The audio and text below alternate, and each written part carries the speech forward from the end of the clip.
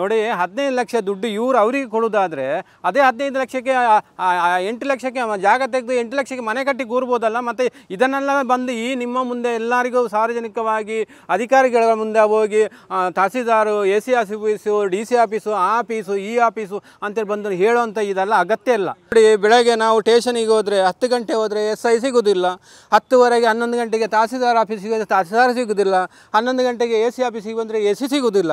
ಆದರೆ ಏಕಾಏಕಿ 6 ಗಂಟೆ ಬೆಳಗಿನ ಜಾವಕ್ಕೆ ಬಂದು ಈ ಮುದುಕಿನ ಎಳೆದು ಹೊರಗೆ ಹಾಕಿ ಆ ಮನೆಯನ್ನು ಧ್ವಂಸ ಮಾಡಿದ್ದೀರಾ.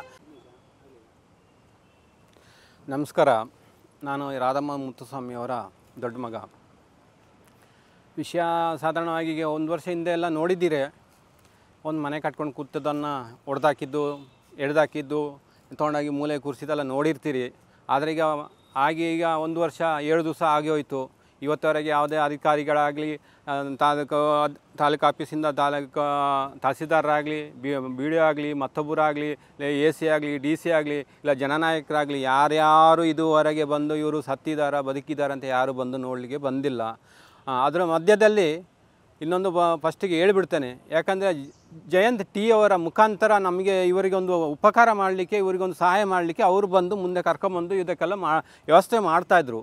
ಅದರ ಮಧ್ಯದಲ್ಲಿ ಈಗ ಅವರು ಫೇಸ್ಬುಕ್ಕಲ್ಲಿ ಮತ್ತು ಯೂಟ್ಯೂಬರ್ಸ, ಫೇಸ್ಬುಕ್ಕ ಯಾವುದೋ TV ಚಾನಲ್ ಯಾರಂತ ಗೊತ್ತಿಲ್ಲ, ಅವರಿಗೆ 15 ಲಕ್ಷ ದುಡ್ಡು ಕೊಟ್ಟುಬಿಟ್ಟಿದ್ದಾರಂತೆ ಅಜ್ಜ ಅಜ್ಜಿ. ಅದಕ್ಕೋಸ್ಕರ ಅವರ ಬೆನ್ನು ಹತ್ತಿ ಬಿಟ್ಟಿದ್ದಾರೆ, ಅವರಿಗೆ ಇದು ಮಾಡ್ತಿದ್ದಾರೆ ಅಂಥೇಳಿ.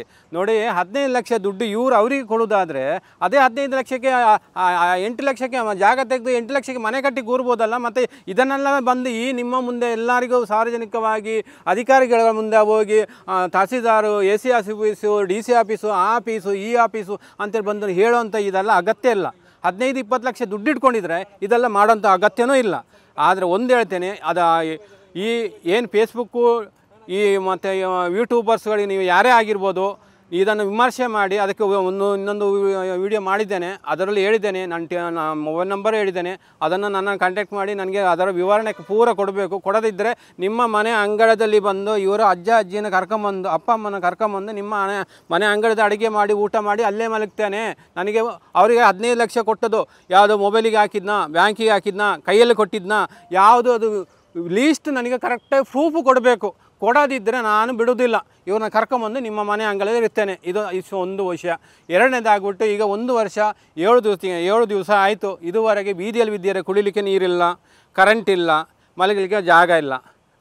ಆ ರೋಡ್ ಬದಿಯಲ್ಲಿ ಹಾಸಿಗೆ ಹಾಕೊಂಡು ಮಲ್ಕೊಂಡಿದ್ದಾರೆ. ಯಾವುದೇ ಒಂದು ಪ್ರತಿನಿಧಿಗಳಾಗ್ಬೋದು ಯಾರೂ ಬಂದಿಲ್ಲ. ಗೆದ್ದವರಂತೂ ಅದಕ್ಕಿಂತ ಮುಂಚೆ ಇಲ್ಲ. ನಮ್ಮ ಶಾಸಕರಿದ್ದಾರೆ, ಶಾಸಕರಿಗೆ ಫೋನ್ ಮಾಡಿ ಆವತ್ತು ಫೋನ್ ಮಾಡಿ ಅವರಿಗೆ ಬ್ಯುಸಿ ಇದ್ದರು. ಈಗ ಇನ್ನೂ ಬ್ಯುಸಿಯಲ್ಲಿ ಇರ್ಬೋದು. ಅವರಿಗೆ ಅವರ ವಿಷಯ ಗೊತ್ತಿಲ್ಲ, ಈ ಜಾಗ ಎಲ್ಲಿ ಉಂಟು ಏನಂತ ಗೊತ್ತಿಲ್ಲ. ಆದರೆ ಮನವಿ ಮಾಡೋದು ಅಷ್ಟೇ. ನೋಡಿ, ಯಾರೋ ಹೆಸರಿಗೆ ಬಂದದ್ದನ್ನು ನೀವು ಕೋರ್ಟಿನ ಆದೇಶ ಉಂಟು ಅಂತ ಹೇಳ್ಬಿಟ್ಟು ಇವರ ಹೆಸರಿಲ್ಲ ಇದ್ದ ಮನೆಯನ್ನು ಕೆಳಗಿ ಧ್ವಂಸ ಮಾಡಿ ಇವರಿಗೆ ಅನ್ಯಾಯ ಮಾಡಿದ್ದೀರಾ. ಇದಕ್ಕೆ ನ್ಯಾಯ ಕೊಡಿಸಿ ಅಂತೇಳಿ ನಮ್ಮ ಹಿಂದೆ ಮುಂದೆ ಸಹ ಜಯಂತ್ T ಅವರಿದ್ದಾರೆ.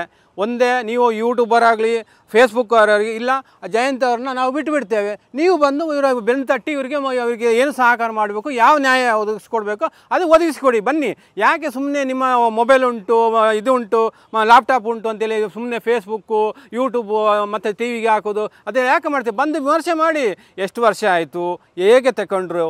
ಇವರೇನು ಏಕಾಏಕಿ ಬಂದು ಅಲ್ಲಿ ಕೂತ್ಕೊಂಡು ಕಾಡೆಲ್ಲ ಕಡ್ದು ಅಲ್ಲಿ ಯಾವನೊಬ್ಬ ಕೋಟಿ ಹಾಕಿದ್ದಾನಂತೆ. ಸಾಗುವಾನಿ ಮರ ಇತ್ತು, ಬೀಟೆ ಮರ ಇತ್ತು, ಆ ಮರ ಇತ್ತು, ಈ ಮರ ಇತ್ತು, ಲಕ್ಷಾಂತರ ಮರಗಳನ್ನ ಲೂಟಿ ಮಾಡಿ ಮಾರಿ ಆ ಜಾಗದಲ್ಲಿ ಮನೆ ಕಟ್ಟಿದ್ದಾರಂತೆ. ಅವನು ಬರಲಿ ಬೇಕಾರೆ ನಾಳೆ, ಇಲ್ಲ ನಮ್ಮ ಎದುರಿಗೆ ಬರಲಿ. ಅಲ್ಲಿ ಮರ ಇತ್ತಲ್ಲ, ಯಾರೋ ಪರದೇಶಿ ಒಬ್ಬ ತೀರೋಗಿದ್ದಾನೆ, ಅವನು ಇವರ ಒಂದು ಅಳಲು ನೋಡೋಕ್ಕಾಗದೆ ನಾನು ರಬ್ಬರ್ ಹಾಕಿರೋ ಜಾಗ ಉಂಟು, ಇದರಲ್ಲಿ ಮನೆ ಕಟ್ಟಿ ಅಂತೀವಿ. ಅವನು ಬಿಟ್ಟುಕೊಟ್ಟ ಜಾಗದಲ್ಲಿ ಇವರು ಮನೆ ಕಟ್ಟಿ ಕೊಟ್ಟಿರು.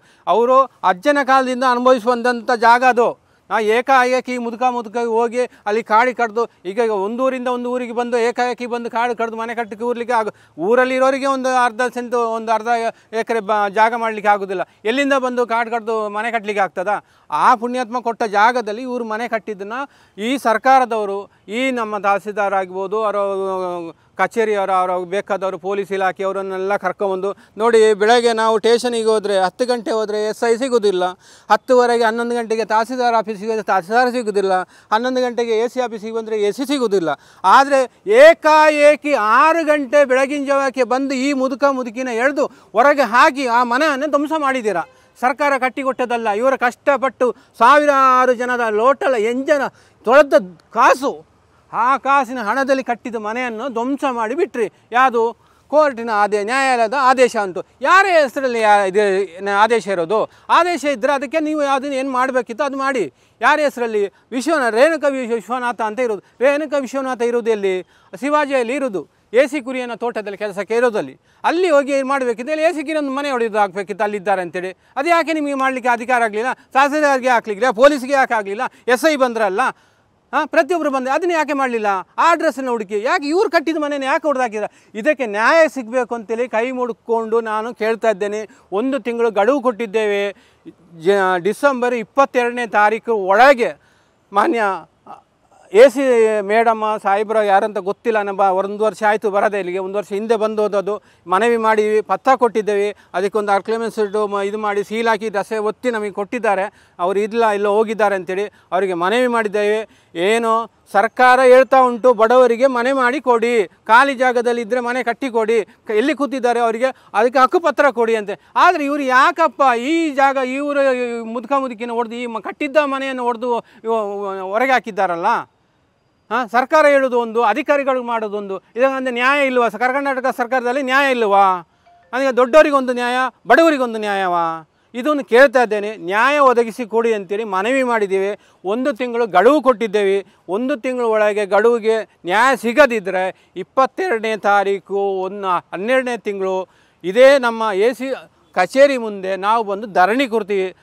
ಎಲ್ಲರೂ ಊರಿನವ್ರನ್ನ ಇನ್ನೂ ಕರ್ಕೊಂಬರ್ಲಿಕ್ಕಿಲ್ಲ. ನಾವು ಕುಟುಂಬದವ್ರು ಏನಿದ್ದೇವೆ, ನಮ್ಮೊಟ್ಟಿಗೆ ಜಯಂತವ್ರು ಇದ್ದಾರೆ. ಹಾಗೆ ನೀವು ಏನು ಫೇಸ್ಬುಕ್ನವರು ಹಾಕಿದ್ದೀರಾ, ನಿಮಗೆ ತಾಕತ್ತಿದ್ದರೆ ಬನ್ನಿ, ನಮ್ಮ ಮುಂದೆ ಬನ್ನಿ, ನಾವು ಮಾತಾಡ್ತೇವೆ. ನಾನು ಮಾತಾಡ್ತೇನೆ ನೋಡು, ಅದಕ್ಕೆ ವಿವರಣೆ ನಾನು ಕೊಡ್ತೇನೆ. ನಿಮ್ಮ ಕೇಳೋ ಪ್ರಶ್ನೆಗೆ ನಾನು ಕೊಡ್ತೇನೆ, ಇಲ್ಲ ನನ್ನ ಪ್ರಶ್ನೆಗೆ ಉತ್ತರ ಕೊಡಲಿಕ್ಕೆ ತಾಕತ್ತಿದ್ರೆ ಬನ್ನಿ. ನಾವು ಇಲ್ಲೇ 22ನೇ ತಾರೀಕಿಗೆ ಇಲ್ಲ ನಮ್ಮ ಮನೆಯೆಲ್ಲ ಗೊತ್ತುಂಟಲ್ಲ, ಎಲ್ಲ ಹಾಕಿರೋ ಗೊತ್ತಿರುತ್ತಲ್ಲ, ಬನ್ನಿ ಮನೆ ಬಾಗಿಲಿಗೆ ಬನ್ನಿ, ಮಾತಾಡಿ. ಹೆದರಿಕೆಯೇನಿಲ್ಲಲ್ಲ. ಕರ್ನಾಟಕದ ದೇಶದಲ್ಲಿ ಪ್ರಜೆ ಆದವನು ಎಲ್ಲಿ ಬೇಕಾದ್ರೂ ಹೋಗ್ಬೋದು, ಎಲ್ಲಿ ಬೇಕಾದ್ರೂ ಬರ್ಬೋದು. ನಿಮಗೆ ಆ ತಾಕತ್ತು ಅಂತ ಏನಾದ್ರು ಇದ್ದರೆ ಮುಂದೆ ಬಂದು ಮಾತಾಡಿ. ಸುಮ್ಮನೆ ಫೇಸ್ಬುಕ್ಕಿಗೆಲ್ಲ ಹಾಕಿ ಹಾಳು ಮಾಡಿ ಹೆಸರನ್ನು ಹಾಳು ಮಾಡ್ಕೊಂಬಿಡಿ. ಒಳ್ಳೆಯ ಉದ್ದೇಶಕ್ಕೆ ನಿಮ್ಮ ಫೇಸ್ಬುಕ್ ಆಗಲಿ ಯೂಟ್ಯೂಬ್ ಆಗಲಿ ಯೂಸ್ ಮಾಡಿಕೊಳ್ಳಿ. ಇಂಥವ್ರು ಇನ್ನೂ ಇಬ್ಬರೇ ಮಾತ್ರ ಅಲ್ಲ, ಆ ಏರಿಯಾದಲ್ಲಿ 50-60 ಜನ ಇದ್ದಾರೆ ಮನೆ ಮಠ ಇಲ್ಲದವರು. ಇವರು ಮನೆ ಕಟ್ಟಿ ಕೂತವರು, ಮನೆ ಇಲ್ಲದೆ ಖಾಲಿ ಸೀರೆ ಕಟ್ಕೊಂಡು, ಖಾಲಿ ಗೋಣಿಚೀಲ ಹಾಕ್ಕೊಂಡು, ಖಾಲಿ ಟಾರ್ಪಾಲ್ ಕಟ್ಕೊಂಡು ಈಗಲೂ ವಾಸ ಮಾಡೋರು ಅಲ್ಲಿದ್ದಾರೆ. ಎಲ್ಲಿದ್ದಾರೆ ತಹಸೀಲ್ದಾರು? VA ಎಲ್ಲಿದ್ದಾರೆ? ಸರ್ಕಾರದವರು ಎಲ್ಲಿದ್ದಾರೆ? ಇದರಲ್ಲಿ ಯಾರು ಕೇಳೋರಿಲ್ವಾ? ಎಲ್ಲ ದೊಡ್ಡ ಸಭೆ ಕರೀತಾರೆ, ನಾವು ಅಲ್ಲಿ ಅಷ್ಟು ಮಾಡಿದ್ದೇವೆ, ಇಲ್ಲಿ ಇಷ್ಟು ಮಾಡಿದ್ದೇವೆ. ಕಟ್ಟಿದ ಮನೆಯೇ ಹೊಡೆದು ಹಾಕಿದ್ದಾರೆ, ಮತ್ತು ಇರಲಿಕ್ಕೆ ಮನೆ ಕಟ್ಟಿ ಕೊಡ್ತೀರಾ ನೀವು? ಇದೆಲ್ಲ ಬೇಡ. ಒಳ್ಳೆಯದಕ್ಕೆ ಯೂಸ್ ಮಾಡಿ ನಿಮ್ಮ ಫೇಸ್ಬುಕ್ಕು, ಇದನ್ನು ಯೂಟ್ಯೂಬಲ್ಲ. ಇಂಥವ್ರನ್ನೆಲ್ಲ ಹುಡುಕಿ ಏನಾದ್ರು ಒಳ್ಳೆ ಕೆಲಸ ಮಾಡಲಿಕ್ಕೆ ಆದರೆ ತಾಕತ್ತಿದ್ದರೆ ಮಾಡಿ. ಇಲ್ಲಾಂದರೆ ಇಂಥ ಮನೆ ಹಾಳು ಮಾಡೋಂಥ ಕೆಲಸಗಳು ಮಾಡಬೇಡಿ. 15 ಲಕ್ಷ ದುಡ್ಡಿದ್ದರೆ ನಾವು ಆ 10 ಸೆನ್ಸ್ ಜಾಗದಲ್ಲಿ ಕೂತ್ಕೊಂಡು ಮತ್ತು ಅಲ್ಲೇ ಬೇಕು, ಅದೇ ಜಾಗ ಬೇಕು ಅಂತ ಕೇಳ್ತಾ ಇರಲಿಲ್ಲ. 10 ಲಕ್ಷದ 7 ಲಕ್ಷಕ್ಕೆ ನಾನು ಜಾಗ ತೆಗೆದು 7 ಲಕ್ಷಕ್ಕೆ ಮನೆ ಕಟ್ಟಿ ನಾನು ಕೂರಿಸಿ ಬಿಟ್ಬಿಟ್ಟಿದ್ದೆ. ಆದರೆ ಸುಮ್ಮನೆ ಯಾರ್ಯಾರು ನಿಮಗೆ ತಾಕತ್ತಿದ್ರೆ ನೀವು ಒಂದು ಸಹಾಯ ಮಾಡಿ. ಸುಮ್ಮನೆ ಜಯಂತ ಅವರು 15 ಲಕ್ಷ ತೆಗೆದಿದ್ರೆ ಅಂತ ಅವರ ಹೆಸರು ಹಾಳು ಮಾಡೋದು ಬೇಡ. ನಿಮಗೆ ಉಪಕಾರ ಮಾಡೋಂಥ ಉದ್ದೇಶಗಳಿದ್ದರೆ ಫೇಸ್ಬುಕ್ಕು ಯೂಟ್ಯೂಬ್ ಇದನ್ನು ಯೂಸ್ ಮಾಡಿ ಇಂಥವ್ರನ್ನೆಲ್ಲ ಹುಡುಕಿ ಉಪಕಾರ ಮಾಡುವ ಕೆಲಸ ಮಾಡು ಅಂತ ಹೇಳ್ತಾ ನಂದೆರಡು ಮಾತು ಮುಗಿಸ್ತೇನೆ.